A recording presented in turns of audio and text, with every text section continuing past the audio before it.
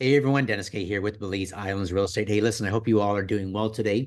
I had a question come up in my feed about seller financing as it applies to homes and condos, not just vacant land. So just a couple of days ago, I went into detail about how seller financing works in Belize. And most of the time, this applies to vacant land because it's pretty simple with vacant land. There's not a whole lot the seller or the buyer can mess up in these transactions regarding land only. But I had a question specifically come through by a client of mine, wondering if he should look at offering financing for homes in Belize because it's a little more difficult to come by. And to be honest, there's just not very many homes on Embarkers Key that come with seller financing for many reasons. But let me just tell you the differences that I feel that I would be concerned about, or some protections that I would want to see put in place if I was offering seller financing myself on a home. So, for example, with vacant land, um, there's very little that can go wrong in the deal. You just have to make sure that the buyers are up to date on their property taxes. And if you allow them to build before they pay off the property in full, then I would suggest you put a little clause in the contract that they show proof of funds in order to complete the build. Because what you don't want to happen, especially if the buyer puts a very, very small amount down. So, for example, if you got like a beautiful beachfront lot, say, it's $400,000 and they just put the minimum down, say 10, 15%, and they go ahead and start to build. What happens if they get their footings in the ground, get the septic tank in, start to go vertical, then all of a sudden something happens in their life where they lose the property. Maybe they can't make the payments anymore, and now you're left with your beachfront lot back, of course, but now you have cost involved to remove what they've done. So that's one of the little precautions I always talk about with my buyers. If I'm going to personally hold a mortgage, say, look, no problem at all. You can build fences, you can build your home, but just show me that you have the funds needed to complete it. That way we can both be assured that your project's going to be a success. Now, it's a little different with a home. So, for example, let's say I have a lot of Secret Beach, maybe a third or fourth row lot, and I go ahead and I have a home built, and now I offer that with seller financing.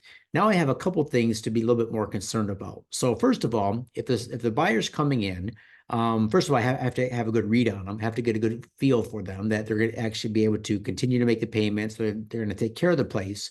But also contractually, I would want to put in there that they have to maintain insurance on the home, and I would want proof of that. All right, because imagine somebody's buying a home from me on a seller financing mortgage. All of a sudden, they let their insurance lap. Hurricane comes through or fire comes through, and all of a sudden, boom, home's gone. All right. So number one is insurance. Very, very important that they get insurance, they keep that up, and they send me their certificate of insurance each and every year. Also, some basic maintenance requirements. For example, if it's a wood home, who's responsible for, say, spraying for termites or insects or other types of pests a couple times a year? Who's responsible for maintaining that?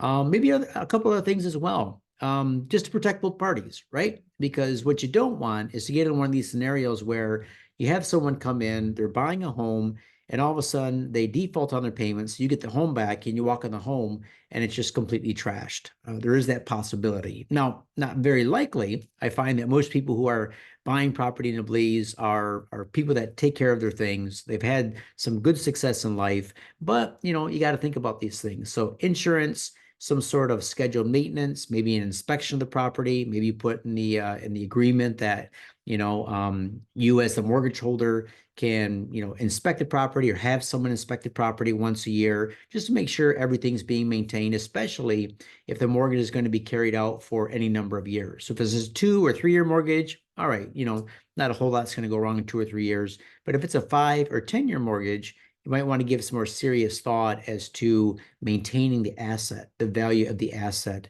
especially if you're the mortgage holder. But that being said, there is a need in Belize for people to offer seller financing for homes and condos, things like this. And yeah, if you're in a position to do that, if you have an extra fund set aside and you want to be offering that to people, there is that need. Let me see what else that I want to talk about today. Let me have a sip of coffee. Maybe I remember. Yeah, I think that's it. I think that's it.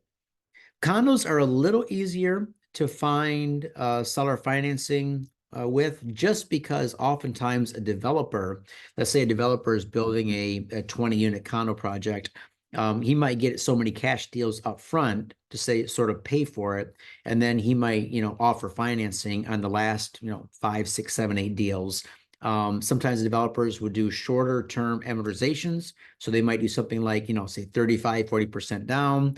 Maybe they'll go as low as maybe 7 or 8% interest.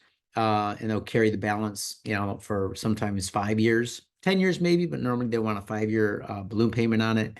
But seller financing for land in Belize is almost always at 10% interest from a private seller. All the mortgages that Steph and I hold at 10%, all the mortgages that my clients have held and currently hold that I've worked with over the past 10, 15 years, always at 10% interest. Now, it might seem high compared to US and Canadian interest rates, but the 10% interest is a flat 10% interest per year on the balance owed. All right. So there are no prepayment penalties. There's no loan origination points that you're paying, anything like that. If you go through a Belize bank, you jump through a lot of hoops, and they make you even take out like a life insurance policy on you in case you die. The bank is paid off, all that kind of stuff is very, very simple with seller financing in Belize. And most of the time, 99% of the time, there are no prepayment penalties. So you can, go under contract with seller financing. And even if your financing was set up to say last 5, 10, 20, 30 years, you can pay it off in 6 months or 12 months if you want. Absolutely no prepayment penalties whatsoever. So really, as a buyer, this puts you in charge. So you can make the minimum monthly payments if that's what your budget allows, or let's say once a year, tax time is coming up, you get a little bit of a refund. You want to put down another $2, $3, $4, $5,000. It goes right to the principal, helps to reduce the length of the loan, and saves you a bunch of money. So hope this is helpful, guys. If you have any comments, put them in the comments below, and you can always reach out to me too by email, and I'll try to get back to you as soon as possible. All right, thanks a lot. Have a great day, guys, and we'll talk to you soon.